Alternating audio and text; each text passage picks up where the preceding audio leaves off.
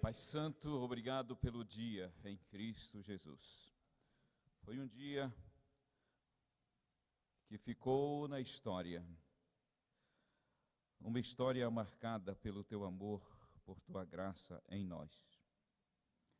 Cá estamos na Tua presença, louvando o Teu nome, com a Tua palavra aberta para confortar o nosso coração.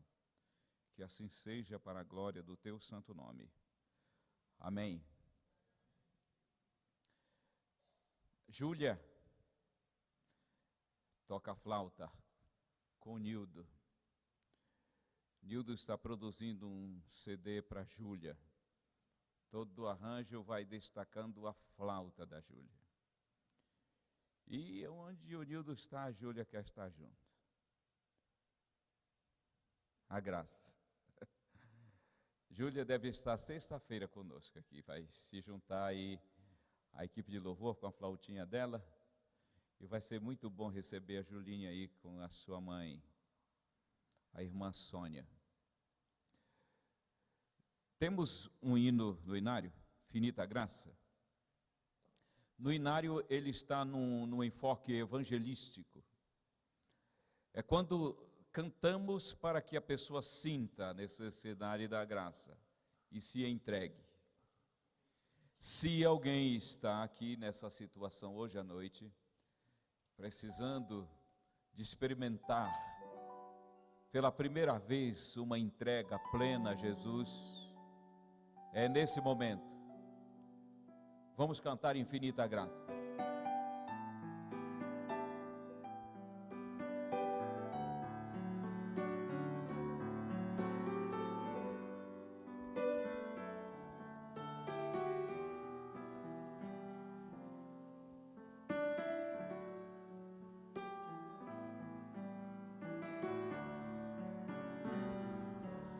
Conforme a tua infinita graça, ó Pai, perdoa a minha transgressão, faz-me sentir o teu amor infinito, dá-me alegria em tua salvação. Mais uma vez eu sinto meu pecado, que é contra ti, ó Pai de amor. Concede, ó Deus, a mim misericórdia, e entoarei a ti o meu louvor. Coração entrego a ti contrito, perdão imploro, meu Senhor e Rei, conforme a tua infinita graça, misericórdia sim alcançarei. Mais uma vez eu sinto meu pecado, que é contra ti, ó Pai de amor. Concede, ó Deus, a mim misericórdia, e entoarei a ti o meu louvor. Só que tudo isso, na vida de quem já se entregou a Jesus, é história, é passado. Agora, olha essa versão para que o justo possa cantar Infinita Graça. Vamos lá.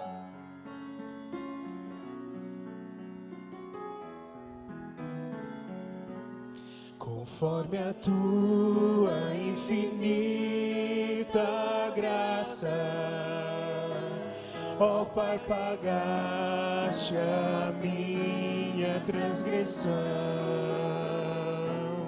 Eu já senti o teu amor infindo, tenho alegria em tua salvação. Mais uma vez eu sinto que o pecado foi contra ti, ó Pai de amor, mas concedeste a mim misericórdia, e entoarei a ti o meu louvor. Cante de pé essa segunda estrofe. O coração eu entreguei contrito, perdão achei, ó meu Senhor e Rei, conforme a tua infinita graça, misericórdia e paz sim alcancei. Mais uma vez eu sinto que o pecado foi contra ti, ó Pai de amor, mas concedeste a mim misericórdia, entoarei a ti o meu louvor. A Deus seja a glória, toda a honra por essa libertação. Podemos cantar a nossa redenção. Amém. Vamos ler Gálatas, capítulo 3, versos 11 a 13. E vamos falar hoje sobre salvos para a obediência. É evidente, é claro,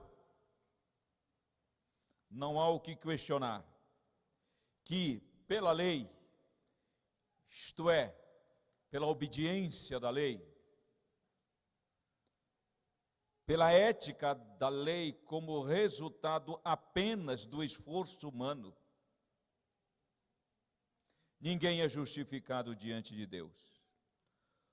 Porque o justo, ele vive pela fé em Cristo Jesus, não pelos seus próprios esforços, mesmo que seja um esforço em cima da mais linda ética, como a ética divina.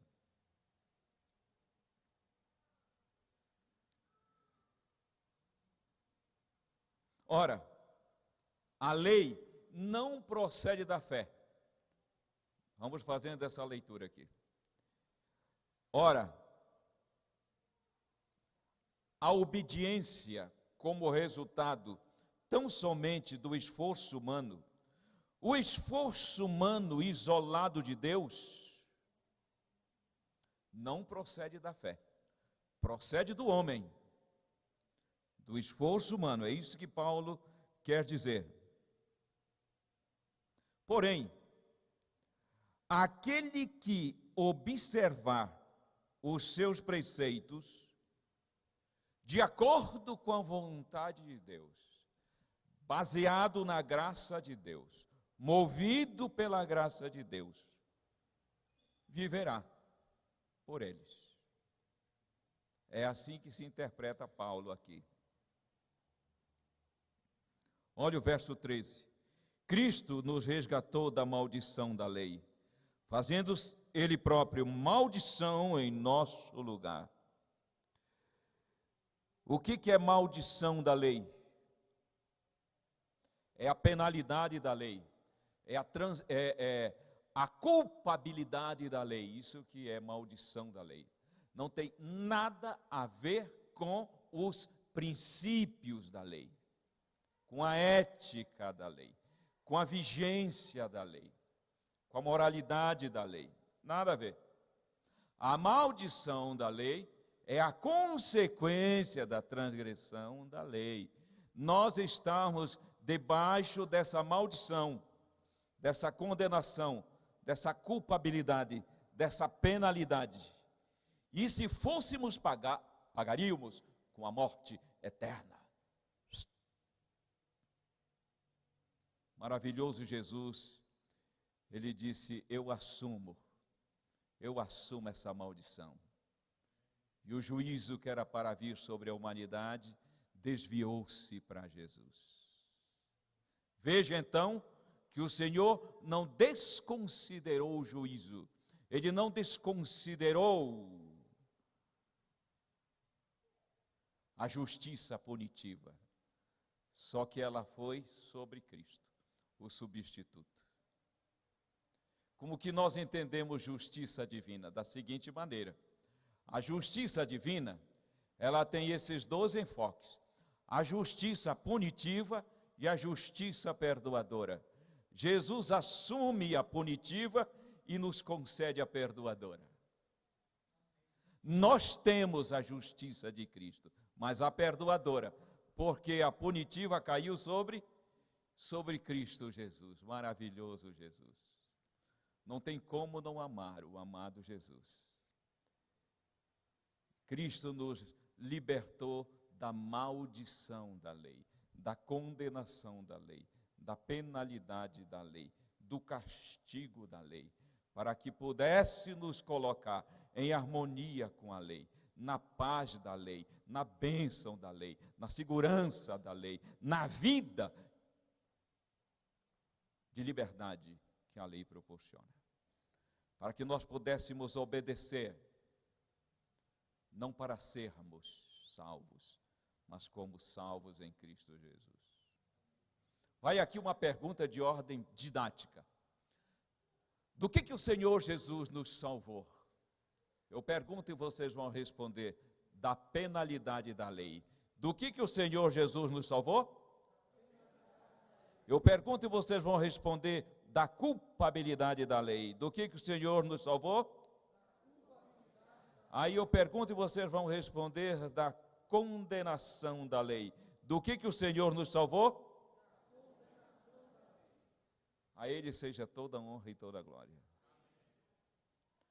O grande equívoco é achar que Jesus nos salvou das responsabilidades da lei, da obediência da lei, da ética da lei, quando de fato Ele nos salvou para isso. Eu pergunto e vocês vão responder: para a obediência da lei. Para que o Senhor nos salvou? Olha, essas 2 perguntinhas, elas são de um enfoque didático maravilhoso. Do que para quê? É causa e consequência. É estímulo e efeito. É ação e reação. Romanos 1. Dá uma olhadinha aí no capítulo 5, no verso 5 de Romanos 1. O apóstolo está falando de Jesus. Ele está falando de Cristo Jesus e da sua missão.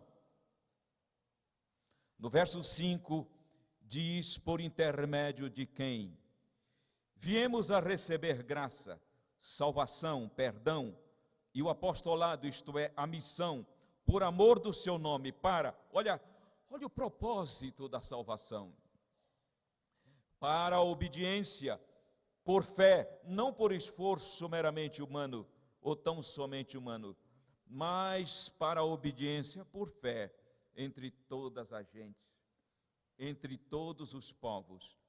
A pergunta então é: para que o Senhor nos salvou? Para obedecê-lo, ponto final. E eu quero ver se tem um evangelho além desse daqui. Não existe isso.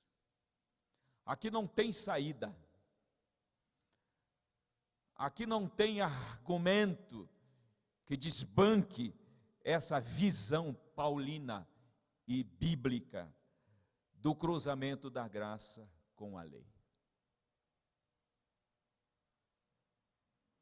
Só que o mundo evangélico não tem essa visão aqui. O mundo cristão não tem essa visão aqui. Aí, uma pergunta pode surgir: então ele precisa ser evangelizado? Claro que sim.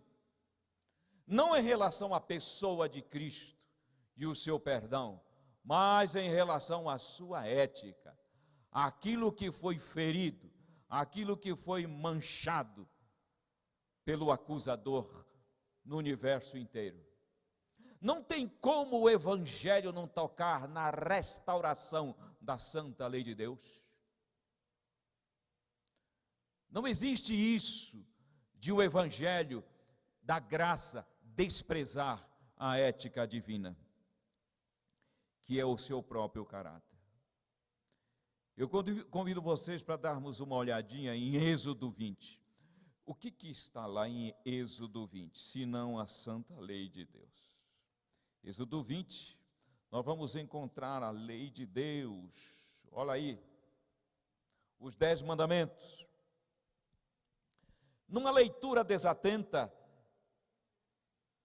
numa resposta desatenta à pergunta: como começam os mandamentos de Deus?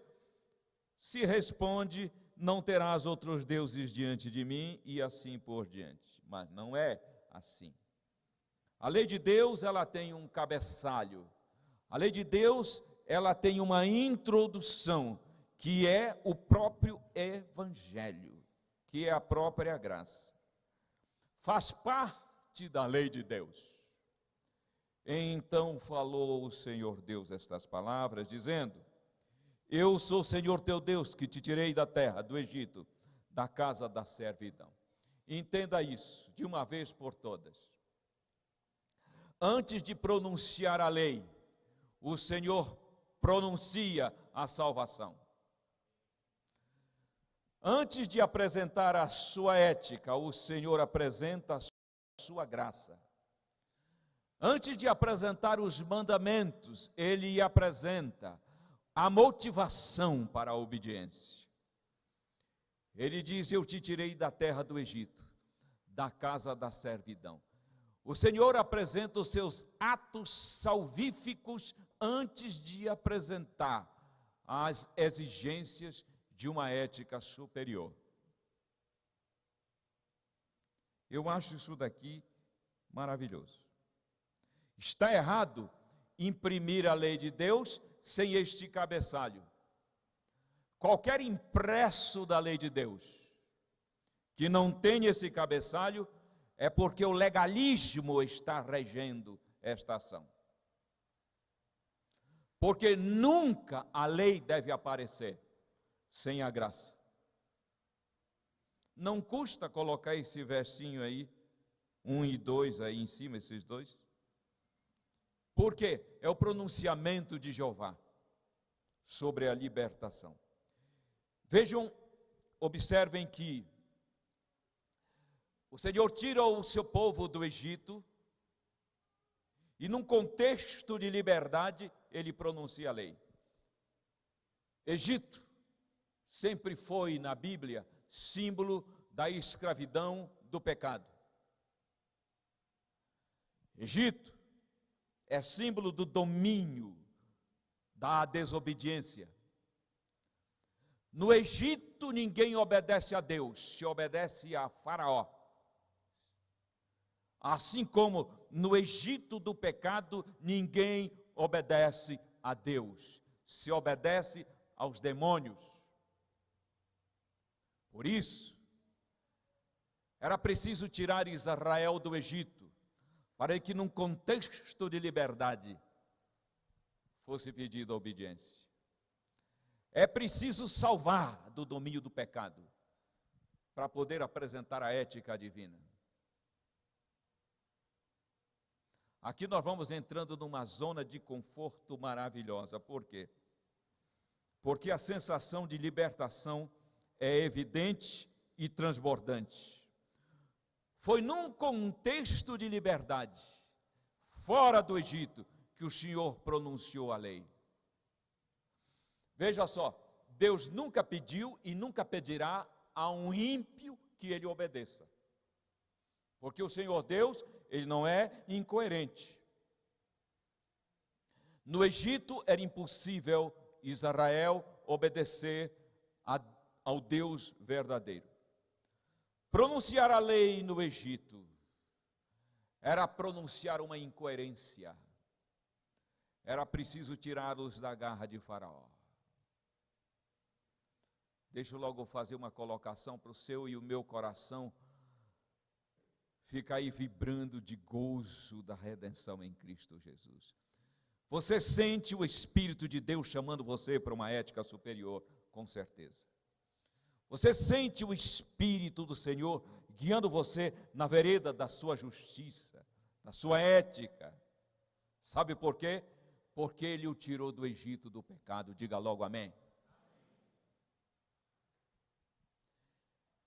É por isso que não devemos perder tempo com quem está questionando princípios, com quem está questionando a ética divina, os mandamentos do Senhor, porque não são nossos argumentos que vai impedir alguém de sair como um rebelde, porque enquanto essa pessoa não entender que o Senhor salva para pedir obediência, enquanto ela estiver com essa rebeldia, é porque do Egito ela nunca saiu. Há pessoas dentro do cristianismo aprisionadas pelo Egito do pecado. Nunca se sentiram livres dele. Por isso não tem prazer na obediência da santa lei de Deus. E o diabo joga pesado, hein? Satanás, ele está iludindo mentes brilhantes, pregadores brilhantes, que não entendem isso aqui. Eles não entendem isso aqui. Eles não conseguem entender isso aqui. Eles acham que a graça é uma ladra da ética. Ou melhor, que a ética é uma ladra da graça. Equívoco maior não existe. Então vamos ver o que nós conseguimos inferir daqui. Primeiro Deus salva, depois Ele pede obediência.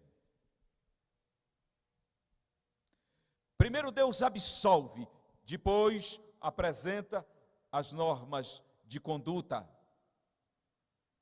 Primeiro a libertação, depois a ética. Quando a igreja entender isso plenamente, o gozo de obedecer ao Senhor não tem comparação entre o gozo do pecado. Tem duas palavras que eu gostaria que vocês guardassem no seu coração. Pronuncie a primeira, diga indicativo, diga indicativos. Mais uma vez, indicativos. Agora diga imperativos. Indicativos são sinais evidentes, demonstrações evidentes da atuação divina. São os atos salvíficos de Deus precedendo a sua ética. Imperativos são os mandamentos de Deus sucedendo a sua libertação. O primeiro indicativo está aqui. Eu te tirei da terra do Egito, da casa da servidão. Jeová indica que salvou. Por isso Paulo dizia, quem nos condenará? Foi Ele quem nos justificou, Ele quem nos salvou. Quem? Ninguém. Quando Jeová declara a salvação, ninguém pode contestar. E quando o justo contesta, chama a Deus de mentiroso. O duvidoso está com o seu nome no livro da vida. aquele que tem status de justo e mente de ímpio, que eu já falei aqui. Então, os indicativos de Deus, eu te tirei da terra do Egito, e os seus imperativos na sequência. Portanto, não terás outros deuses diante de mim, e assim por diante.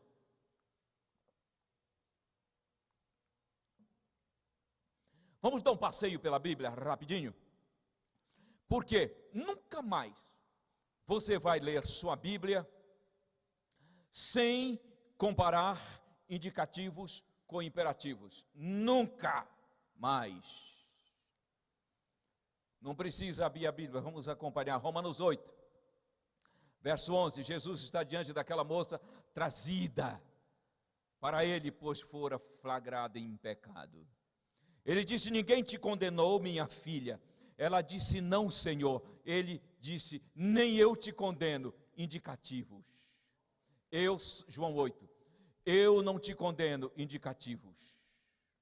Agora, como indicativos nunca está dissociado de imperativo, graça nunca está dissociado de lei, ele disse: agora vai e não peques mais. São os imperativos de Deus. Colossenses 3, 1. Porque nascestes com Cristo, indicativos, pensai nas coisas que são do alto. Imperativos. Se me amardes, indicativos. Imperativos, guardareis os meus mandamentos. Um dos mais lindos que eu acho na Bíblia é de 1 Coríntios 6, 20.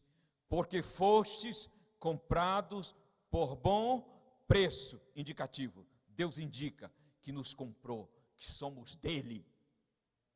Imperativos, glorificai a Deus no vosso corpo. Tem um precedente.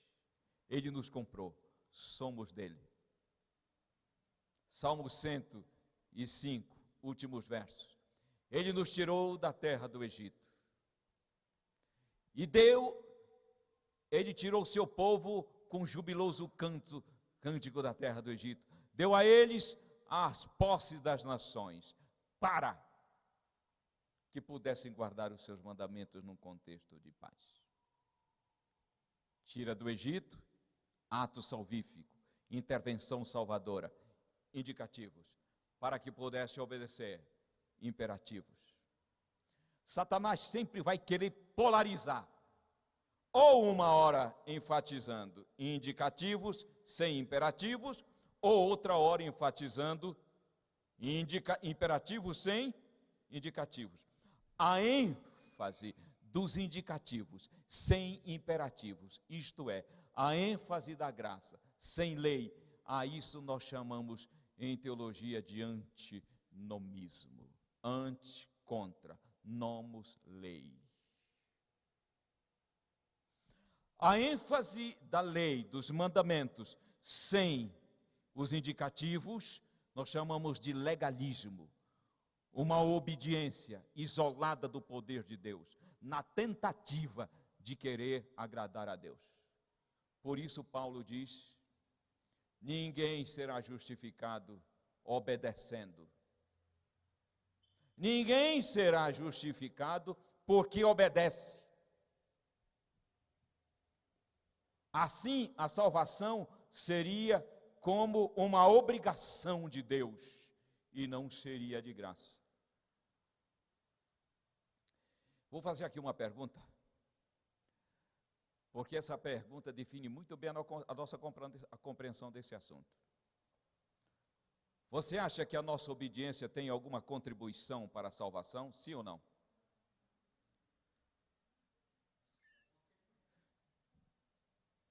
Nossa obediência contribui para a nossa salvação?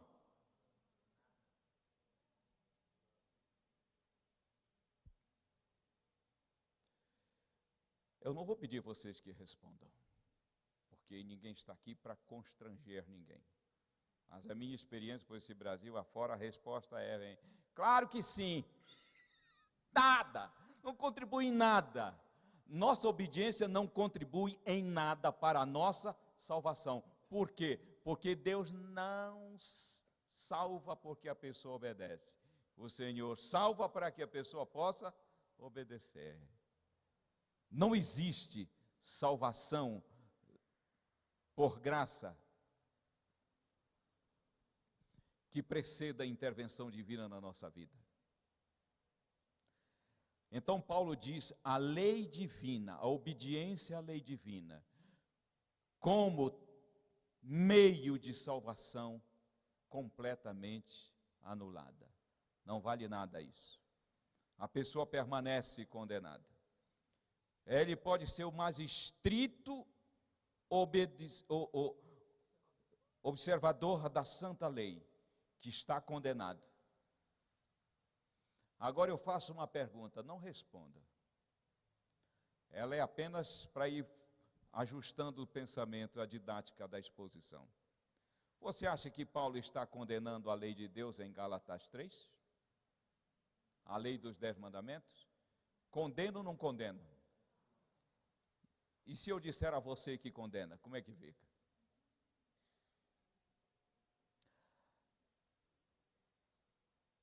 Aí você diz, esse índio vinha bem até agora esculhambou com tudo. Eu vou dizer para vocês uma coisa, para ficar bem claro, deixa eu olhar para essa lente, porque esse vídeo vai cair na sua mão em algum momento. Paulo condena a lei dos 10 mandamentos como meio de salvação, mas a enaltece como ética do reino. Eu preciso falar isso aqui, porque as pessoas não entendem. Parece que Paulo está condenando a lei de Deus como meio de salvação, sim, mas ele a enaltece como ética do reino. Ele diz, quem observar pela graça, vive por ela. O que Paulo condena? O mau uso da lei. É isso que Paulo condena. Paulo não condena os princípios da lei, porque condenar os princípios da lei seria condenar o próprio Deus, porque a lei é um reflexo do caráter de Deus, a lei é Deus.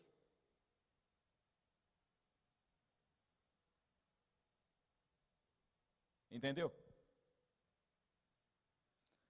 Ah, é assim, é.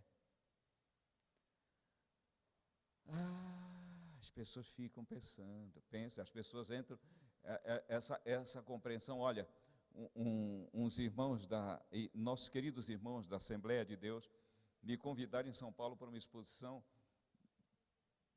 de um fim de semana, e eu fui, e preguei exatamente esses temas todos, fiz um compacto ali, sexta-noite, sábado e domingo à tarde. O pastor disse, eu não vou apresentá-lo como um pregador adventista, porque isso pode gerar preconceito e estragar a exposição da graça. Falei, ok. No final éramos 5 homens numa sala, para um pequeno lanche. Um deles disse assim, enquanto o irmão falava, eu pensava num povo que você precisa falar para eles, ô povo inteligente, ô povo esperto, mas não entende nada disso que você falou aí. Eu falei, quem é esse povo? Porque eu vou lá, é só você agendar. Ele falou, são os adventistas do 7º dia. Eu falei, ele vai parar por aí, quer ver que ele vai parar? Mas não parou. Aí ele falou assim, aliás, o irmão é de que igreja mesmo? Falei, adventista do 7º dia. Desde o ventre da minha mãe. Ele deu uns 3 passos para trás, com os olhos bem arregalados, e disse, você está de brincadeira? Eu falei, não. Ele falou, mas não é assim que a gente ouve falar, que eles expõem. Eu falei, então, você precisa ter mais intimidade com eles, porque é desse jeitinho aqui. Ele falou, então, se é assim, está tudo certo. Em São Paulo, uns irmãos da igreja adventista, foram convidados para fazer uma semana de saúde, numa igreja batista, na Lapa. E o líder me ligou e disse assim, você pode vir falar, porque se você topar, eu vou dizer que nós vamos fechar com uma exposição da graça. Na hora eles fecharam.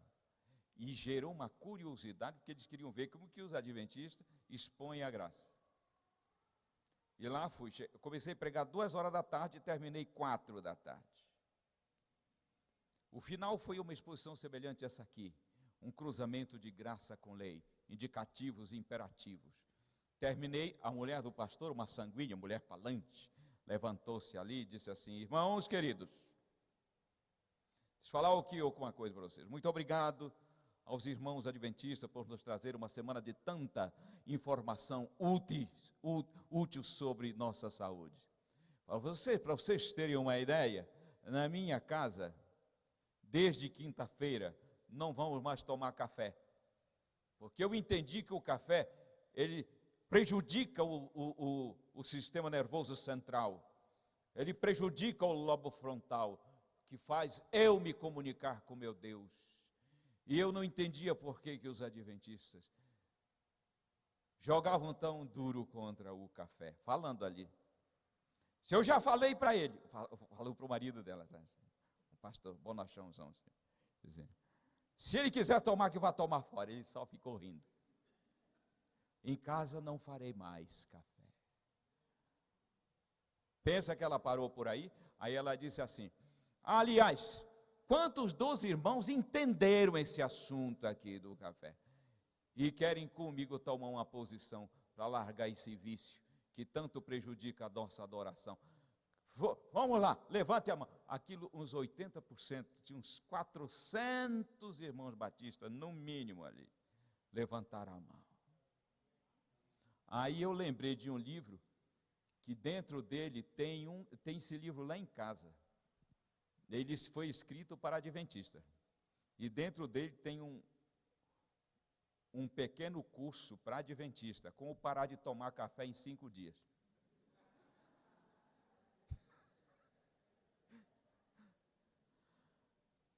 Esse negócio é complicado, hein?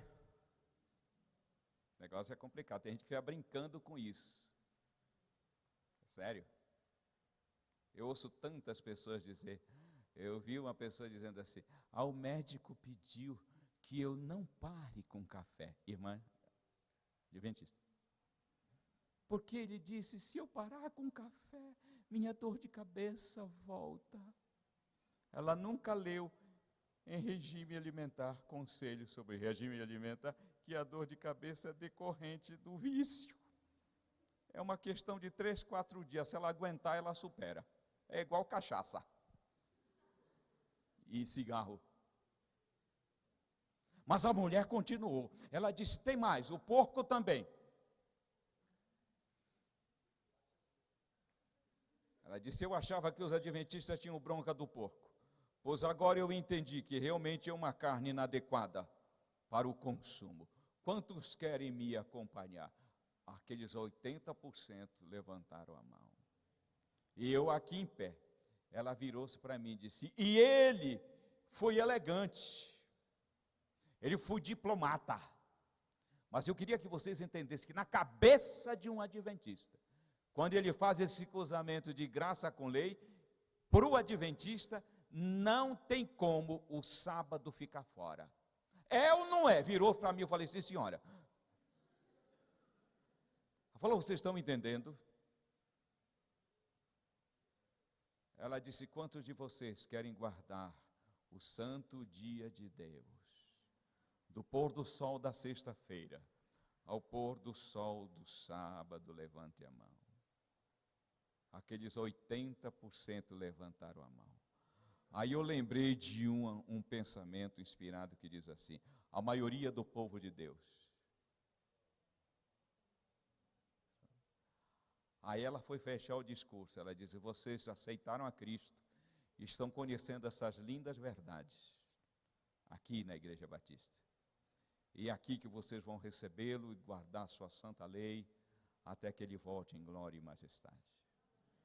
Eu falei, olha só. Mas eu fiquei impressionado com aquilo. Quando você ler sua Bíblia, e você estiver lendo sobre um imperativo de Deus, pode olhar que por perto tem um indicativo. Quando você estiver lendo sua Bíblia sobre o indicativo de Deus, Pode olhar aqui por perto, vai ter um imperativo. O Senhor Deus nos salvou para a obediência. Tem na Bíblia algo maravilhoso que eu queria chamar a atenção de vocês. Duas figuras, olha aqui, duas. Um é aquele carcereiro de Filipe, lembram deles? Dele? Aquele carcereiro de Filipe. No meio daquele terremoto, ele olha para Paulo e Silas e diz, em Atos 16, 30, 31, ele diz: Senhores, o que eu devo fazer para ser salvo? E essa é a típica da pergunta pagã. Vocês percebem que a estrutura dessa pergunta, ela é pagã. O que eu devo fazer para ser salvo? A ação é dele, para que a reação seja divina. Paulo diz: nada. O que você deveria fazer e não tinha condição, Jesus Cristo já fez. Creia no Senhor Jesus. Muitos de nós aqui já fizemos essa pergunta, agora não fazemos mais. Mas tem uma outra pergunta que é para um cara justo. Esse era legalista, daquele legítimo, Paulo, capítulo 22 de Atos, ele descrevendo o encontro com Jesus na estrada de Damasco, quando ele cai do cavalo e no meio daquele brilho, ele só vê aquele par de olhos cheios de eternidade cravado nele. Ele diz, verso 10, então perguntei, que devo fazer, Senhor? Ok? As duas perguntas, de um pagão e de um recém-converso ao cristianismo. A do pagão, que devo fazer para ser salvo? E a do Paulo justo, o que eu devo fazer para glorificar o seu nome? Se a nossa obediência não contribui em nada para a nossa salvação, qual é o papel delas? Elas têm um papel, nossa obediência tem um papel, e é isso que eu quero destacar agora. Nossa obediência não contribui em nada para a nossa salvação, porque quando Deus pede obediência, é porque Ele já salvou. O papel da nossa obediência é glorificar o nome de Deus. Deus seja louvado. Cada vez que você, moço, moça, diz não ao pecado, você está glorificando o nome de Deus. O nome de Deus. E os anjos se alegram. E o céu vibra com isso. E a salvação encontra o seu propósito. Ok? Vejam, então, o apóstolo Paulo aí, ó, quebradinho no chão, metido, no chão, no meio daquele clarão todo, ele ainda diz, quem és tu, Senhor? O legalista, ele é cego. Ele não é um SN que a gente fala, sem noção. Quem és tu? Mostre suas credenciais. Jesus disse, eu sou Jesus, e você só não é fulminado pela minha misericórdia. Ai, eu sou Jesus. Que encontro maravilhoso, né? Nós tivemos esse encontro. E ele veio a nós de forma tão suave, né? Tem uns que ele precisa derrubar do cavalo, quebrar a perna. Esses dias alguém estava falando, meu filho é tão teimoso. Eu falei, conheço o perfil dessa figura. Falei, pode deixar que ele vem. Agora, ele não virá de forma suave. Ele vem em cadeira de roda, um câncer brabo, alguma coisa ele vem. Esse que está no chão aí, ó. Um dos caras mais metidos que essa humanidade já conheceu. Prepotente, arrogante, exibido, rei na barriga. No chão ele reconhece. E aí ele descobre que ele podia ser poderoso contra as potestades do mal. Se transforma num dos homens, olha, que coisa linda foi esse Paulo. Um homem que podia dizer, eu combati o bom combate. Acabei a carreira e guardei a fé. Dá uma olhada aqui na tela. você está vendo ali a lei de Deus não adulterada. Olha aí, ó.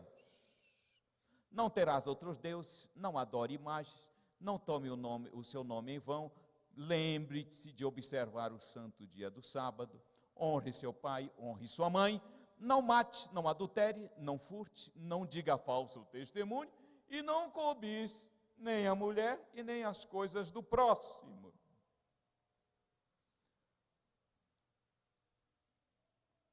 E isso foi indo. Até que entra aquele imperador que se fingiu de converso, Constantino, não é o Constantino, que fez um acasalamento entre cristianismo e paganismo, e aí começaram a trazer as imagens. Quando trouxeram as imagens, o primeiro e o segundo já estavam violentos. Aí eles colocaram no lugar, amar a Deus sobre todas as coisas, mas aí ficaram apenas 9. O que eles fizeram? Vamos dividir o 10 em 2. Não desejar a mulher do próximo e não cobiçar as coisas alheias. Olha que jogada.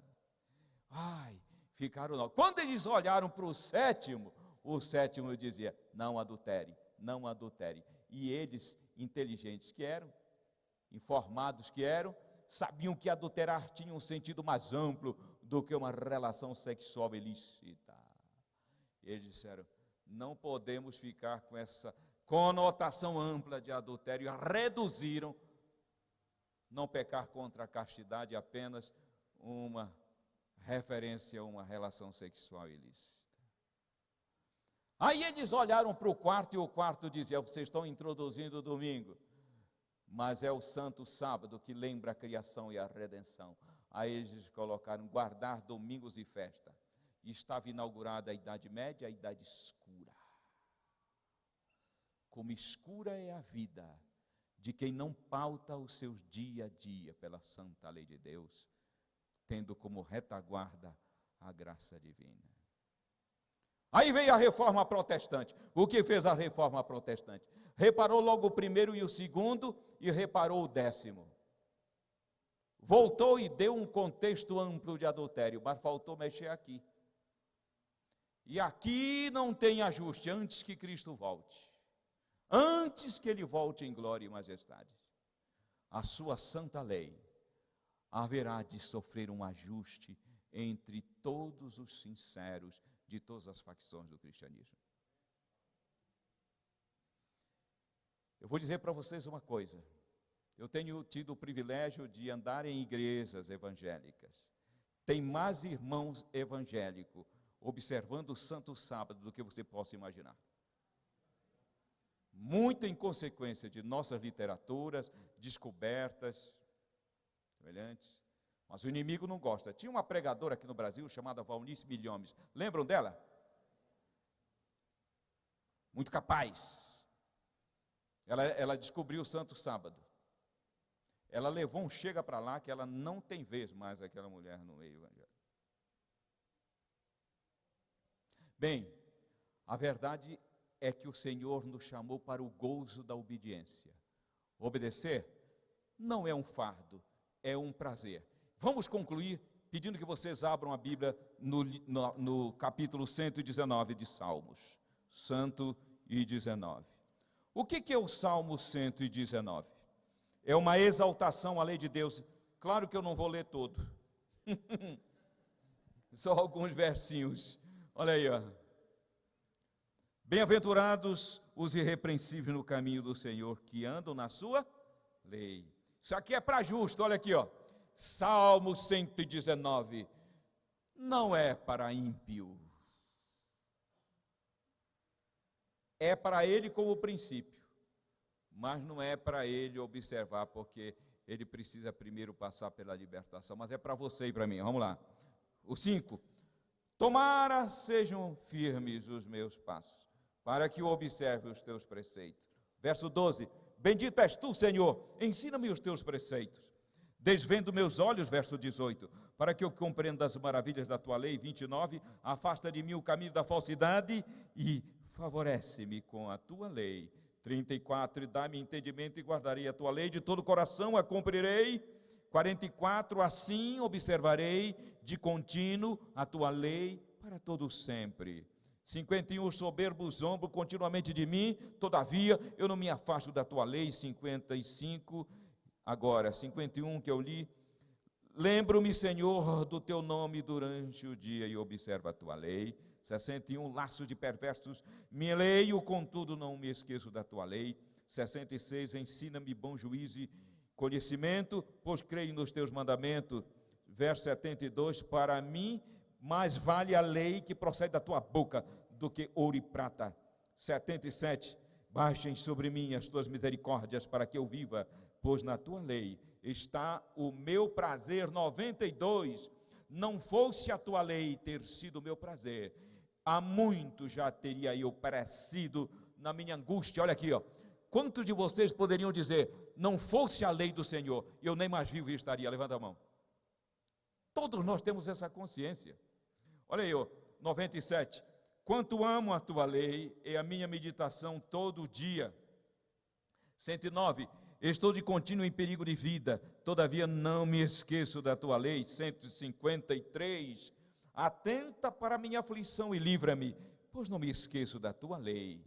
165, grande paz tem os que amam a tua lei, para eles não há tropeço. Pode ir procurando aí o hino 540. 102, a minha língua celebre a tua lei, pois todos os teus mandamentos são juízo. Olha aqui, ó. Essa mensagem, ela não tem quase nada de emoção, ela é racional. É racional. Se eu quiser, eu posso contar umas historinhas e você morrer de chorar aqui. Mas eu tenho visto a igreja chorar muito e sorrir pouco. Hoje à noite queria que você cantasse a revelação da cruz com um sorriso no coração. Todo sermão tem um objetivo. Qual foi o objetivo desse sermão? Que baseado na graça, você continue tendo um imenso prazer na obediência. Que você aposte que você foi escalado por Deus para esta última hora da terra, para dizer que Ele é verdadeiro e o diabo é mentiroso. Acredite de fato que o que aconteceu na vida do justo foi uma libertação de escravatura, porque a transgressão é escravatura, para a liberdade, porque a obediência por fé, baseada na graça, é a maior liberdade que existe. Nós não seremos felizes enquanto não encontrarmos essa felicidade nos santos mandamentos de Deus. Eu não tenho nenhum receio de falar sobre isso. Feliz é quem guarda os mandamentos de Deus, como consequência da salvação. E eu quero ver quem me peita dizendo que isso aqui não é o evangelho puro. Vamos ficar de pé e cantar da nossa redenção em Jesus.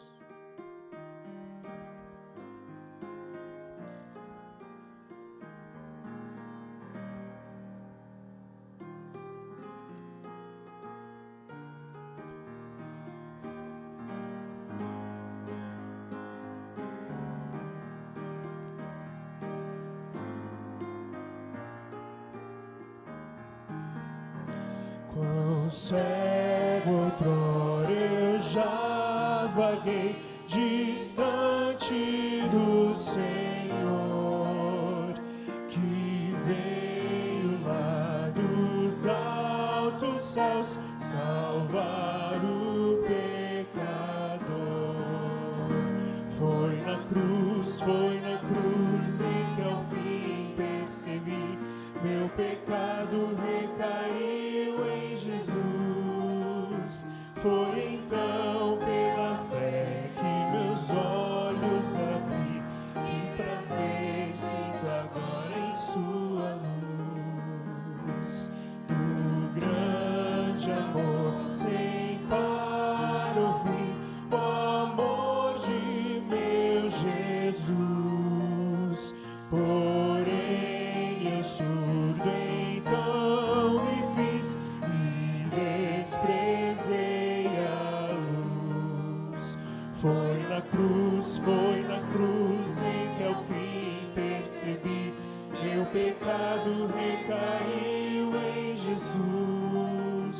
Foi então pela fé que meus olhos abri. Que prazer sinto agora em sua luz. Temor da morte eu já senti pairando sobre mim. Aos pés de Cristo então corri e achei abrigo enfim. Foi na cruz em que ao fim percebi meu pecado recaiu em Jesus. Foi então pela fé que meus olhos abri. Que prazer sinto agora em sua luz. Remido a Cristo o coração, eu ponho ao teu dispor. Teu nome quero sempre honrar, honrar teu santo amor. Foi na cruz em que ao fim percebi meu pecado recaiu em Jesus. Foi então pela fé que meus olhos abri. Que prazer sinto agora em sua luz.